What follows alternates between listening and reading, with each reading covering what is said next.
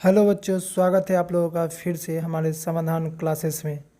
आज हम फिजिक्स के सेट 2 करने जा रहे हैं। कल हमने सेट 1 किया था, आज सेट 2 है।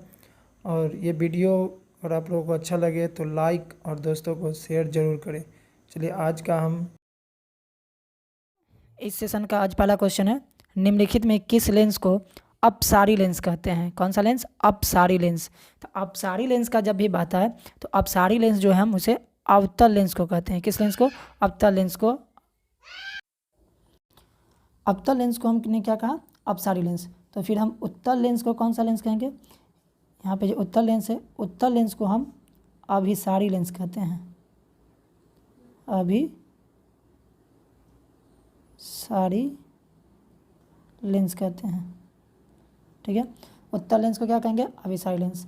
बाईफोकल लेंस, बाईफोकल लेंस का प्रयोग हम जारा दृष्टि दोष में कहते हैं।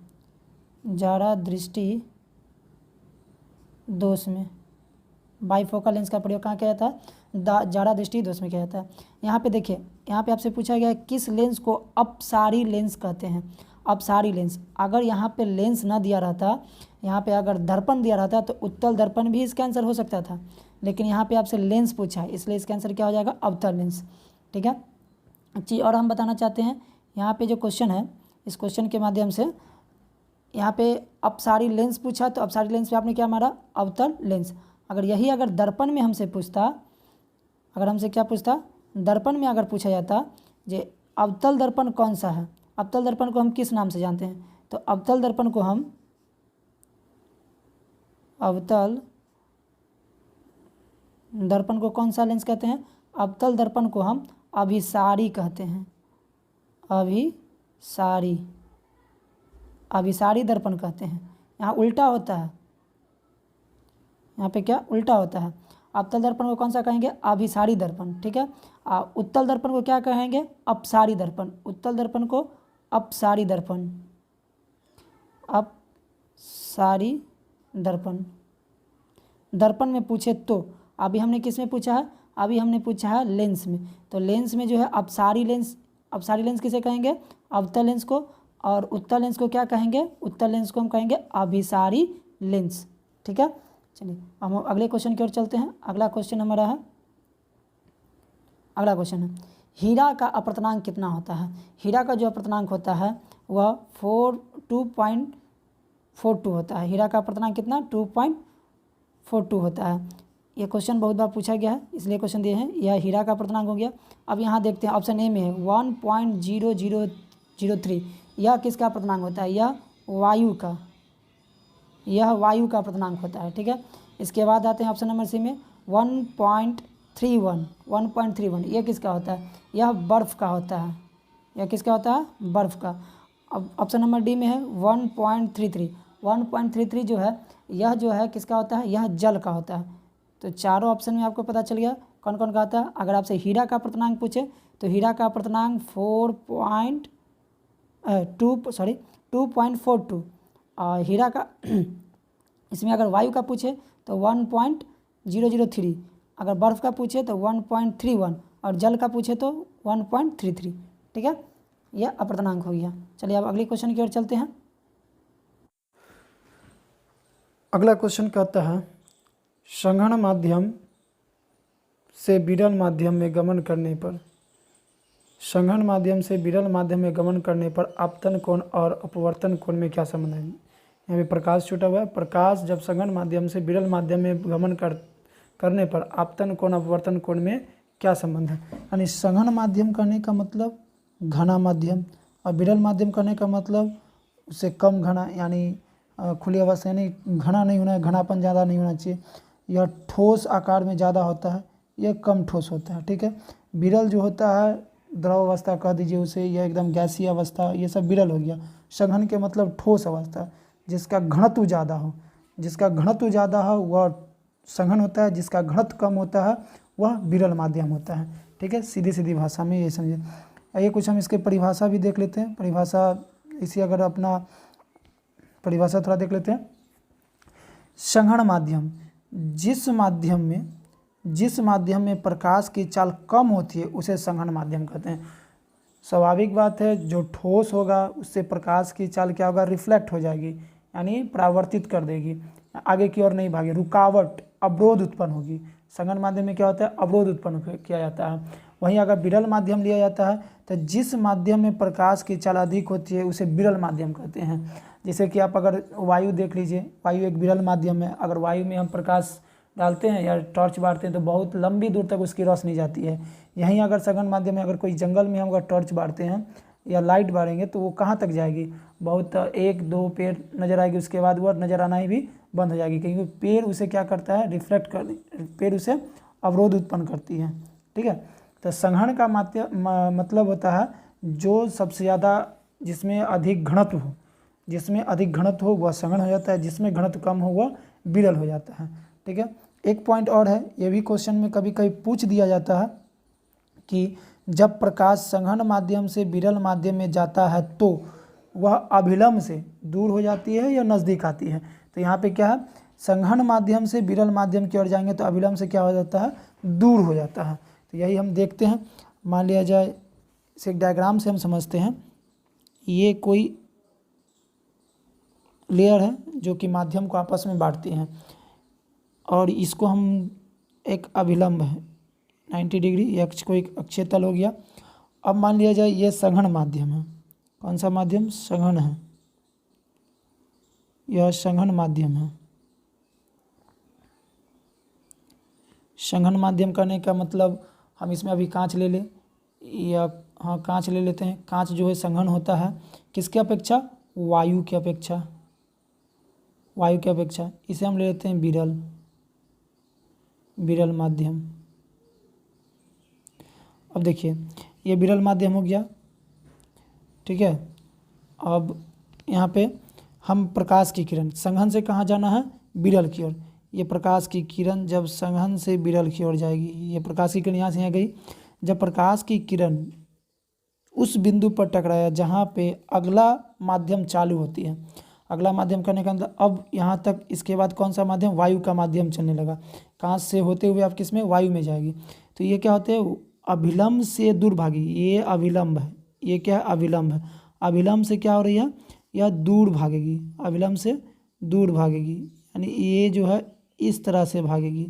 जबकि इसको आना कैसे था, यह रेखा इस तरह से निकलती, लेकिन ये भागी कैसे, इस तरह से आगे की ओर भागे, यानी अभिलंब से क्या हुआ, दूर की ओर भागे। तो एक बात याद रखिएगा, जो प्रकाश की किरण आती है और माध्यम से टकराने के बाद जो अपवर्तन होता है, यानी परावर्तित होती है, अपवर्तन कहा जाए, अपवर्तित होती है, उसे अपवर्तन कहते हैं। यानी अभिलंब और अपवर्तित किरण के बीच के कोण को हम अपवर्तन कोण कहते हैं। इसको हम कहते हैं अपवर्तन कोण। अभिलंब और अपवर्तित किरण के बीच के कोण को क्या कहेंगे, अपवर्तन कोण कहते हैं। ठीक है, अपवर्तन कोण को हम R से डिनोट करते हैं। ठीक, अब आपतन कोण क्या हुआ, जो आपतित किरण जो होती है, आपतित किरण और अभिलंब के बीच, आपतित किरण और अभिलंब के बीच के कोण को हम क्या कहेंगे, आपतन कोण। ये आपतन कोण आई हो गया, ये आपतन कोण और ये अपवर्तन कोण। अब देखिए, अब खुद से देखिए, यहाँ पे यह कोण कितना बना रहा है, यहाँ पे, यहाँ से यहाँ, बस इतने डिग्री का कोण है। और जब यह अपवर्तित होती है, एक माध्यम से दूसरे माध्यम में जब अपवर्तित होती है, तब देखिए इसका कोण कितना बढ़ गया, ये आगे की ओर बढ़ गया, इसका एंगल क्या होता है, बढ़ जाता है। इससे हम क्या कहेंगे, जो R का मान जो है वह ग्रेटर देन हो गया किसके मान से, I के मान से। कब, जब संघनन माध्यम से विरल माध्यम में जाते हैं तब R का मान जो होता है I के मान से क्या होता है, बड़ा होता है। तो क्वेश्चन हमारा क्या था, क्वेश्चन हमारा जो था, क्वेश्चन देखते हैं, क्वेश्चन किस माध्यम से किस माध्यम में कहा जा रहा है। क्वेश्चन कहा जा रहा है संघनन माध्यम से, कौन से माध्यम से, संघनन माध्यम से विरल माध्यम में। वही क्वेश्चन है जो अभी हमने बताया है, संघनन माध्यम से विरल माध्यम में जाने पर आपतन कोण I है, अपवर्तन कोण क्या है, R है, का संबंध क्या होगा। तो संबंध हमने क्या बताया, R जो होता है वो ग्रेटर देन होता है किसके, I के। अब यहाँ देखिए R का चिन्ह किधर बढ़ा है, ये I यहाँ पे दिखा रहा है, I बड़ा है R से, E नहीं होगा। यहाँ पे क्या है, I ग्रेटर देन R, ये इसका आंसर हो गया, यानी आंसर इसका B हो जाएगा। I इक्वल टू R, ये कभी नहीं होगा, किसी भी कंडीशन में ये I बराबर R नहीं होगा, और I R 0 नहीं, ठीक है। यहाँ पे क्या होता है, यहाँ पे होगा जो आपतन कोण, जो अपवर्तन कोण जो होगा सो आपतन कोण से क्या होगा, बड़ा होगा। ठीक है, समझ में आ गया होगा। अब हम इसी पे एक और पहलू होता है इसका, एक और क्वेश्चन आता है, उसको भी हम देख लेते हैं। देखिए, अगर जब विरल माध्यम से सघन माध्यम में जाती है तो अभिलंब की ओर मुड़ जाती है। इस स्थिति में आपतन कोण का मान अपवर्तन कोण का मान आपतन कोण से क्या होता है, कम होता है। इसे भी हम फिगर से देख लेते हैं। यह एक तल है, चलिए एक कोई किरण आ रही है। इस तल से टकराने के बाद इस किरण को जाना कैसे चाहिए था, सीधा निकल जाना चाहिए था, इस तरह से इसको सीधा निकलना चाहिए था। लेकिन ये कौन सी स्थिति है, ये जो है कौन सा माध्यम पहले लेंगे, विरल माध्यम। ये कौन सा है, विरल माध्यम, विरल माध्यम। और ये कौन सा है, सघन माध्यम, सघन माध्यम। ठीक है, ये कौन सा है, सघन माध्यम है। अब विरल माध्यम से हम किस में आ रहे हैं, सघन माध्यम में, तो इसे सीधा निकल जाना चाहिए था। अब खाली जगह से हम भरे हुए जगह पे जा रहे हैं तो वह अपनी ओर आकर्षित करेगा, जो भी अणु हो या घनत्व अपनी ओर चाहते आकर्षित करें, तो अभिलंब की ओर मुड़ना, ये कहाँ मुड़ेगा, अभिलंब की ओर मुड़ेगा। यानी ये जो किरण है वो ऐसे निकल जाएगी, यानी अभिलंब की ओर मुड़ गई। तो यहाँ पे जो रिफ्लेक्ट, ये अपवर्तन कोण है, अपवर्तन कोण जो है सो आर ये हो गया, और ये क्या है, आपतन कोण आई। यहाँ पे देखिए, यहाँ आई का मान बड़ा लग रहा है, यहाँ पे आर का मान क्या हो रहा है, छोटा हो रहा है। तो इस स्थिति में जो है आई का मान जो है आर के मान से क्या होगा, बड़ा होगा। इस स्थिति में आई का मान आर के मान से क्या होगा, बड़ा होगा। यानी कहा जाए अगर सीधी भाषा में तो आपतन कोण जो है अपवर्तन कोण से क्या होगा, बड़ा होगा। इस स्थिति में दोनों क्वेश्चन ध्यान दीजिएगा। यह क्वेश्चन जो इससे पहले वाला क्वेश्चन था, ये आपको बोर्ड में पूछा गया, 2023 में पूछा गया था। हो सके इस बार अगर ये क्वेश्चन पूछ दे आपसे, जो आपतन कोण जो है अपवर्तन कोण का मान आपतन कोण से कम हो जाता है, कब, किस स्थिति में, ये भी पूछ सकता है। तो आप लोग समझ में आ गया होगा। चलिए हम ऑप्शन की ओर चलते हैं क्वेश्चन के। देखिए यहाँ पे ऑप्शन क्या था, आई ग्रेटर देन आर, या किस स्थिति में होगा, आई ग्रेटर देन आर। यहाँ पे जो है आई ग्रेटर देन आर, यह किस स्थिति में होना चाहिए, यह जब विरल माध्यम से कौन माध्यम, सघन माध्यम में जाएगा तब यह स्थिति। ऐसे इसका आंसर सघन माध्यम से विरल माध्यम में तो आई स्मॉल देन आर, यानी आई का मान जो है आर के मान से क्या होगा, छोटा होगा। ठीक है, वो समझ में आ गया होगा। चलिए अब नेक्स्ट क्वेश्चन की ओर चलते हैं हम। अगले प्रश्न, चौथे प्रश्न को करते हैं। चौथा प्रश्न है, लेंस की क्षमता का एसआई मात्रक क्या है। तो लेंस की क्षमता का एसआई मात्रक डायफ्टर होता है। ठीक है, अगर आपको ऑप्शन में डायफ्टर ना दिया रहा है तो अगर ये दिया रहा है 1/मीटर तो ये भी होता है, या फिर मीटर इनवर्स। ठीक है, लेंस की क्षमता का एसआई मात्रक क्या है, डायफ्टर या फिर मीटर इनवर्स हम ले सकते हैं। ठीक है, चलिए अगले क्वेश्चन की ओर चलते हैं। अगला क्वेश्चन हमारा कहता है, निर्देशांक चिन्ह प्रपाटी में सभी दूरियां कहाँ से मापी जाती हैं। तो निर्देशांक चिन्ह प्रपाटी में सभी दूरियां कहाँ से, ध्रुव से नापी जाती है। ठीक है, ध्रुव से, वक्ता केंद्र से नहीं, फोकल से भी नहीं, कहाँ से, ध्रुव से। ये निर्देशांक चिन्ह प्रपाटी है, इसे ध्रुव कहते हैं यहाँ पे। ठीक है, इस ध्रुव से, मूल बिंदु जो होता है ये ध्रुव से मापी जाती है। ठीक है, चलिए अगले क्वेश्चन की ओर चलते हैं। अगला क्वेश्चन है, किसी माध्यम में अपवर्तनांक का मान क्या होता है। किसी माध्यम में जो अपवर्तनांक का मान होता है वह sin I/sin R होता है। इसे हम स्नेल का नियम भी कहते हैं, इसे हम स्नेल का नियम भी कहते हैं,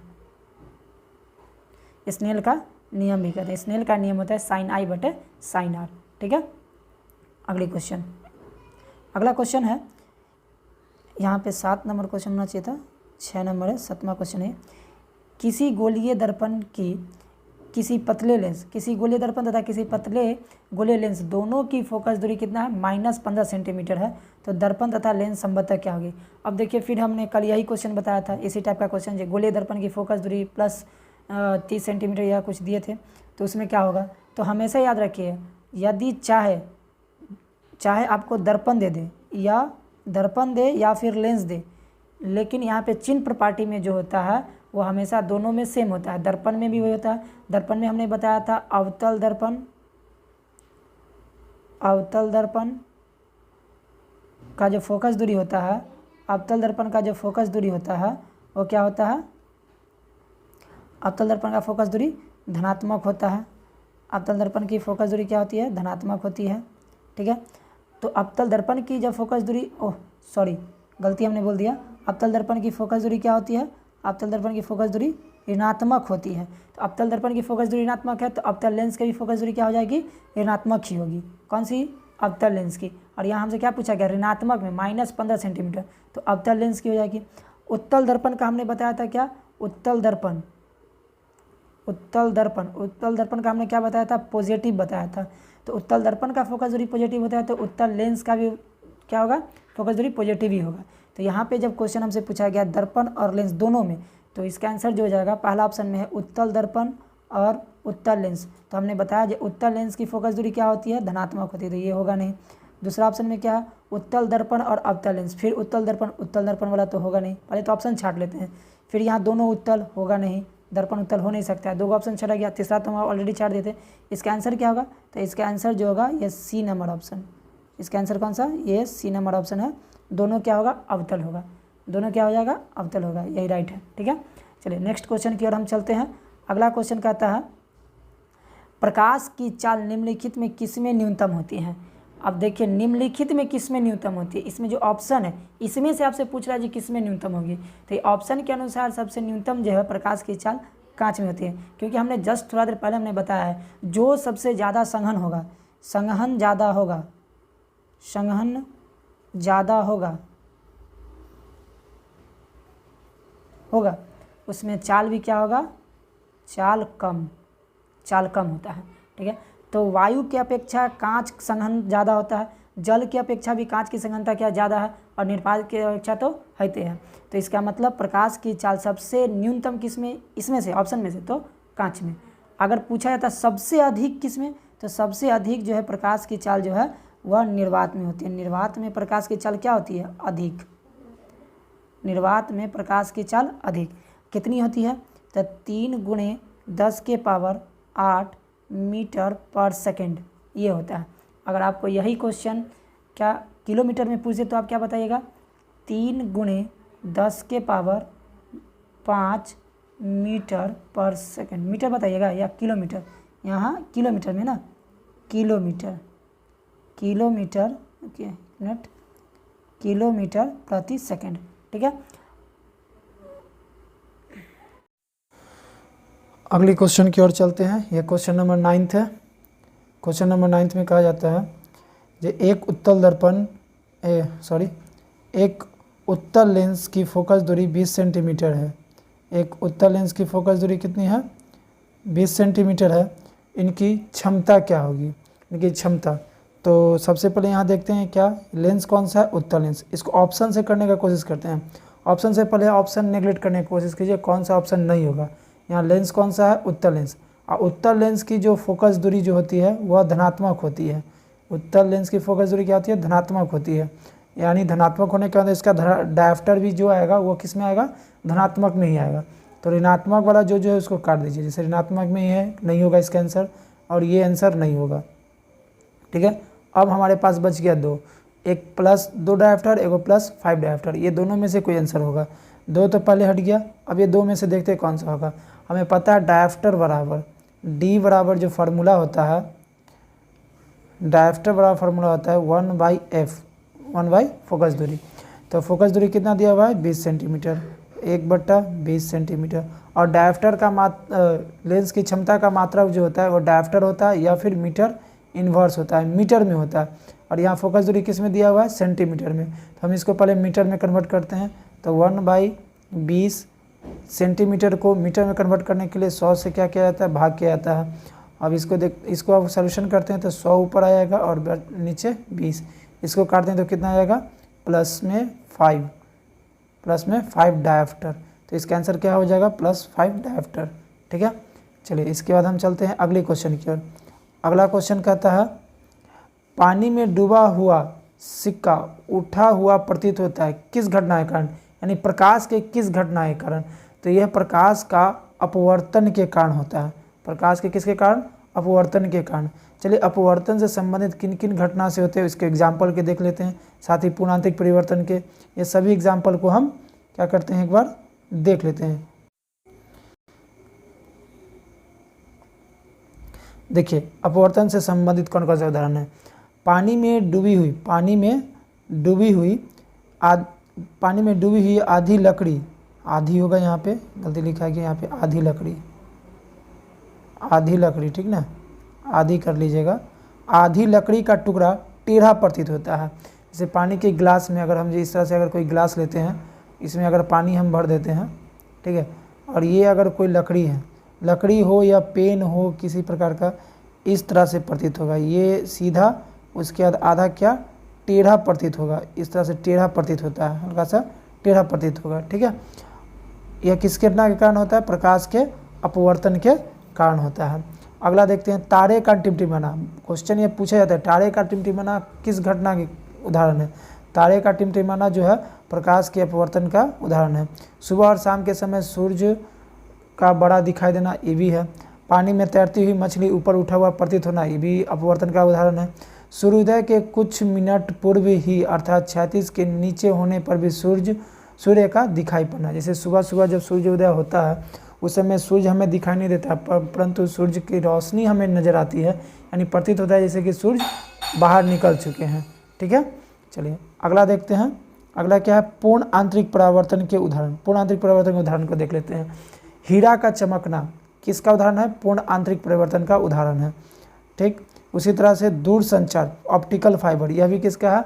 पूर्ण आंतरिक परावर्तन का उदाहरण है। क्वेश्चन बहुत बार पूछा जाता है ये सब, जो ऑप्टिकल फाइबर, इंग्लिश में ऑप्टिकल फाइबर, हिंदी में दूर संचार में किस घटना के कारण होता है? तो वह पूर्ण आंतरिक परावर्तन के उदाहरण है। मृग मरीचिका का बनना, ठीक है, यह भी किसके कारण है? पूर्ण आंतरिक परावर्तन का उदाहरण है। इंडोस्कोपी जो पेट के अंदर की अंदरूनी भाग की जांच के लिए किया जाता है, इंडोस्कोपी, यह भी पूर्ण आंतरिक परावर्तन का ही उदाहरण है। कांच का चटक जाने पर उनकी दरार में चमकीला देगा। कांच अगर हल्का सा दरार आ जाता है तो वह चमकीला प्रतीत होता है, प्रकाश की रोशनी मिलते हुए तो उसमें चमकीला प्रतीत होता है, यह भी पूर्ण आंतरिक परावर्तन का उदाहरण है।